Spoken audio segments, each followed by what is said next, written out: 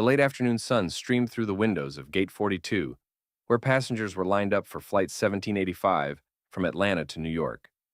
Business travelers scrolled through phones, families wrangled luggage, and the hum of engines echoed faintly in the distance. Among the crowd stood Marcus Allen, dressed neatly in jeans, a polo, and a dark jacket, casual, calm, and unassuming. He carried only a small duffel bag slung over one shoulder and a folded boarding pass in his hand. As the line inched forward, a flight attendant at the gate, Rebecca, mid-30s, sharp uniform and sharper tone, smiled at a man ahead of Marcus. "First-class boarding, of course, right this way, Mr. Caldwell," she said, waving him through with an almost rehearsed charm. When Marcus stepped forward, Rebecca's smile vanished into professionalism. "Sir, you're in economy," she said quickly, scanning his ticket. Marcus nodded. "Actually, I was wondering if there might be an open seat in business or first. I don't mind paying for an upgrade if it's available." Her eyes flicked over him, from his shoes to his carry-on, and back to his face. "I'm afraid upgrades are full," she said curtly. The man behind Marcus chuckled. "Not for everyone, apparently," he muttered. Rebecca didn't correct him. She just held out her hand. "Boarding pass, please." Marcus handed it over calmly. "No problem," he said with a polite smile, stepping onto the jet bridge. As he walked toward the plane, he caught the faint sound of Rebecca's voice behind him, low but clear enough to hear. "Some people just don't understand their place." He said nothing, just smiled quietly to himself. Inside the aircraft, Marcus made his way to the back, greeting the flight attendants and passengers as he passed. He took a seat near the rear, put in his earbuds, and looked out the window as the last few passengers boarded. From the front of the cabin, Rebecca moved briskly through her pre-flight checks, all efficiency and control, until she froze. The cockpit door opened, and out stepped a man in full uniform, navy jacket, gold-striped shoulders, and crisp white shirt. He was speaking with the captain, reviewing charts, his voice calm and sure. It was Marcus. The economy passenger she had dismissed moments ago now wore the wings of a commercial airline co-pilot. Rebecca's face drained of color. Marcus glanced at her, his expression unreadable but kind. "Afternoon," he said softly. "Ready for takeoff?" She stood frozen for a moment, then stammered, Yes, of course, First Officer Allen." Marcus smiled faintly and walked past her into the cockpit. Behind him, a few passengers exchanged curious glances, whispering, but Marcus didn't notice. He was already checking his instruments, preparing for takeoff. Because while some people saw a man who didn't look like he belonged in first class, Marcus was the one responsible for flying them all safely through the clouds. The engines roared to life as Flight 1785 taxied down the runway. Passengers settled in, seatbelts clicked, and the aircraft lifted smoothly into the orange glow of the setting sky. In the cockpit, Captain Hughes adjusted the throttle, while First Officer Marcus Allen monitored the readings. His voice was steady, professional, and confident, the kind of tone that reassured anyone within earshot. "Winds from the northeast, 20 knots, Marcus reported. "Smooth climb expected until level 310. The captain nodded. "Copy that, Allen. You've got the controls." Marcus smiled slightly. "Roger that. My aircraft." From the cabin, Rebecca peeked toward the cockpit door. Her earlier arrogance had faded into unease. She couldn't shake the image of Marcus, the same man she'd brushed off like he didn't belong, sitting in that seat, commanding the plane with authority and ease. As she walked through the aisles, she overheard passengers whispering, "Is that the same guy from boarding? I thought he was a passenger." "No, he's one of the pilots." Rebecca kept her head down, cheeks warm. Half an hour later, at 31,000 feet, the flight hit unexpected turbulence. The seatbelt sign chimed and the plane jolted. Gasps rippled through the cabin as coffee spilled and trays rattled. Rebecca grabbed the intercom. "Ladies and gentlemen, please remain seated with your seatbelts fastened. We're experiencing some brief turbulence." In the cockpit, alarms flickered across the control panel. Marcus reacted instantly, his hands firm on the yoke. "Level off to flight path Bravo 9, he said, switching to manual control. The captain nodded, trusting him completely. Marcus's calm voice came over the intercom moments later. "Ladies and gentlemen, this is First Officer Allen. We're experiencing a small weather disturbance, but we've got it under control. Please remain seated, and we'll have you flying smooth again shortly. His tone was so composed that passengers visibly relaxed. Even Rebecca exhaled in relief. Outside, lightning flashed across the horizon. Marcus adjusted course, eyes sharp but calm, guiding the aircraft through the storm's edge with surgical precision.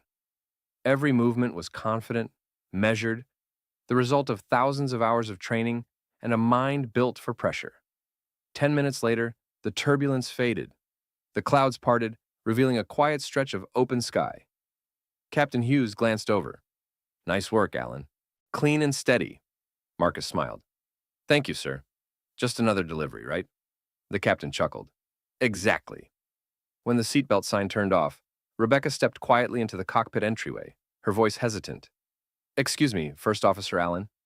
Marcus turned slightly, polite but distant. Yes? She swallowed hard. I just wanted to say thank you for keeping everyone calm. I misjudged you earlier. Marcus studied her for a moment, then nodded gently. It happens. Just remember, not everyone who looks ordinary is. Rebecca nodded, embarrassed but grateful. I won't forget that. He offered a small, understanding smile before turning back to his instruments. Good. Now, if you'll excuse me, we've got a few more miles to fly. As she closed the cockpit door, Rebecca felt something unfamiliar. Humility. Outside, the sky stretched wide and golden, peaceful again. And at the helm sat the man she once thought didn't belong, the one literally keeping everyone in the air. The storm had passed. Now, the sky outside the cockpit glowed soft gold as the aircraft descended toward New York. The passengers, relaxed again, whispered to one another about the flight, about the pilot with the calm voice who had guided them through turbulence like it was nothing. Inside the cockpit, First Officer Marcus Allen reviewed the approach checklist with steady precision. Flaps 20, landing gear down, wind cross current 10 knots, left side, he said calmly. Copy that, replied Captain Hughes. You're smooth as ever, Allen. Marcus smiled faintly. Just doing my job. Below them, the runway stretched out like a silver ribbon. The landing was perfect, soft, even, and precise. As the plane rolled to a stop at the gate, applause broke out in the cabin. The captain chuckled. Looks like they know who handled that one. Marcus didn't answer. He was already powering down systems, focused as always. When the seatbelt sign clicked off, the passengers began to stand, still buzzing about the turbulence. Near the front, Rebecca adjusted her uniform nervously. She wanted to say something, to apologize properly, but words felt small compared to what he'd done. Then, the cockpit door opened, and Marcus stepped out. His uniform crisp, his demeanor calm, his eyes kind. The passengers immediately recognized him and began clapping again. A man in first class spoke up. You were the one flying, weren't you? Marcus nodded modestly. Yes, sir. Just doing my part to get everyone home safely. Doing your part, the man laughed. You flew us through a thunderstorm. That wasn't just doing your part. That was extraordinary. Marcus smiled. Thank you, sir. It's a team effort. Always. Rebecca stepped forward then, her voice quiet but sincere. Mr. Allen, First Officer Allen, I owe you an apology. I judged you the moment I saw you. I thought you didn't belong up front. Marcus looked at her gently. It's okay, he said. You weren't the first to think that, but you can be one of the first to change. Her eyes filled slightly. I will, Marcus nodded. That's all that matters. As passengers began to file out, a little boy stopped in the aisle and looked up at Marcus, eyes wide with awe. Are you really the pilot? Marcus crouched down and smiled. One of them, yeah. The boy grinned. I want to fly planes like you one day. Marcus's smile deepened. Then you can. Don't let anyone tell you you can't, especially if they say it's because of how you look. The boy nodded, his mother smiling behind him. Thank you, she whispered. When the cabin finally cleared, Marcus stepped out into the jet bridge. Rebecca watched him go, no longer with skepticism, but with respect. Outside, under the warm glow of sunset, Marcus walked toward the terminal. His duffel hung over his shoulder, his stride calm and confident. He didn't need applause or recognition. He'd already proven what he came to prove, that real power doesn't come from status or seats or uniforms. It comes from composure, skill, and heart. And as he disappeared into the crowd of travelers, just another face among many, Rebecca whispered to herself, he belonged up front all along. Because sometimes the people we overlook are the ones keeping us safe above the clouds. A few days later, the story of First Officer Marcus Allen had quietly spread among the airline crew.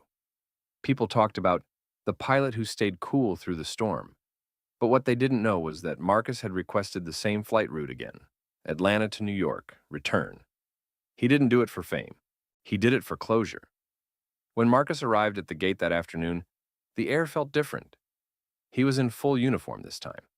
Pressed navy jacket, silver wings, and the quiet authority of a man who had earned every stripe. Passengers glanced up from their phones as he walked past, nodding respectfully. At the check-in counter, Rebecca stood once again, the same attendant from before. But this time, her posture was softer, her smile genuine.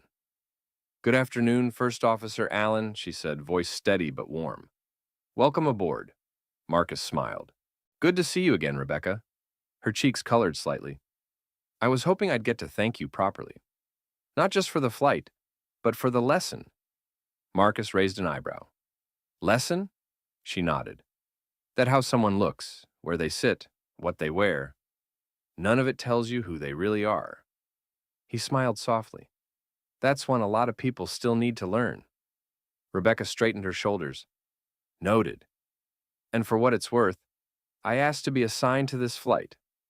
I wanted to show you I can do better." Marcus gave a small nod of respect. "Then let's make it a good one." Midway through the flight, the captain announced that Marcus would be handling the landing. The passengers listened to his voice through the speakers, calm, confident, familiar. "Ladies and gentlemen, this is First Officer Allen. We'll be descending shortly. Thank you for flying with us, and for trusting us to bring you home." Rebecca stood in the galley, listening with quiet admiration. She looked at her reflection in the polished metal door and whispered to herself, "That's what grace sounds like." When the plane touched down, smooth and perfect once again, the cabin broke into applause. A few passengers asked to take photos with Marcus as they disembarked. He smiled, polite as always, shaking hands, answering questions, and slipping away as the last traveler stepped off. Rebecca caught up to him near the terminal doors. "Captain Hughes said you could have gone corporate, trained new pilots, taken a desk job. Why do you still fly?" Marcus turned to her, a thoughtful smile on his face. "Because I remember sitting in seat 28B, watching pilots walk by and thinking I'd never get there. Now I get to prove to someone else that they can." Rebecca nodded, emotion tightening her throat. "You already have." He gave her a small, reassuring smile. "Then we're both doing our jobs." As Marcus walked toward the exit, his reflection passed across the terminal glass, uniform gleaming, stride steady, carrying himself not with pride, but with quiet dignity. Outside, planes rumbled against a pink evening sky. The world still moved fast, still judged fast. But somewhere up there above the clouds, a black pilot sat in the cockpit, flying higher than prejudice ever could. Because sometimes, the best way to change minds isn't to argue, it's to rise. A few months later, First Officer Marcus Allen was sitting in the pilot's lounge at JFK, coffee in hand, when a familiar voice called his name. He turned. It was Rebecca, this time in a different uniform. Her badge now read, Cabin Manager. "Looks like you've been promoted," he said, smiling. She laughed. "You too. I heard they offered you captain next quarter." Marcus nodded modestly. "Yeah, still thinking about it." She tilted her head. "Thinking? Most people would jump at it." He shrugged. "I didn't start flying for titles. I started because I wanted people to see what's possible. The cockpit's just my classroom." Rebecca smiled at that. "You know," she said softly, "I used to think flying was just about altitude. Turns out, it's more about perspective."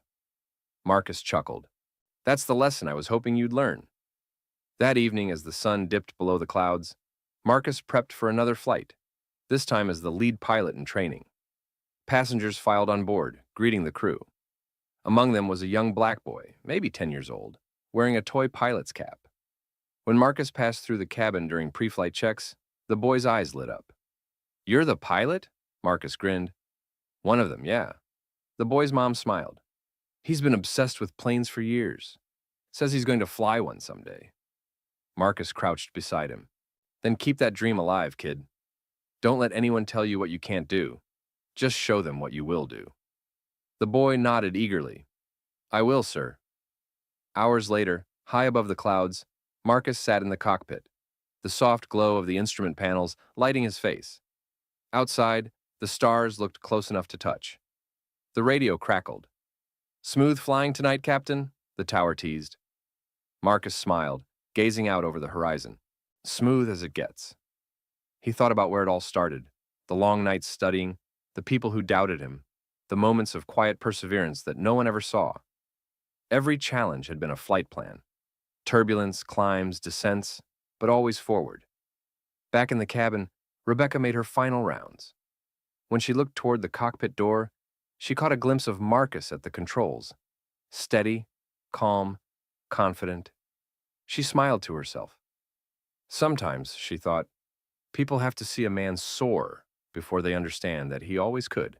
When the flight landed, Marcus stayed behind for a moment as passengers disembarked. The little boy stopped at the cockpit door, saluting shyly. Marcus returned the salute. As the boy left, Marcus turned to Rebecca. That's why I still fly, he said quietly. She nodded. To show the next one the way. Marcus looked out the window at the dawning light. Exactly. The engines hummed, the sun broke through the horizon, and the plane, and everything it stood for, was bathed in gold. Because sometimes the real journey isn't about getting from one city to another. It's about proving that you belong wherever your wings can take you.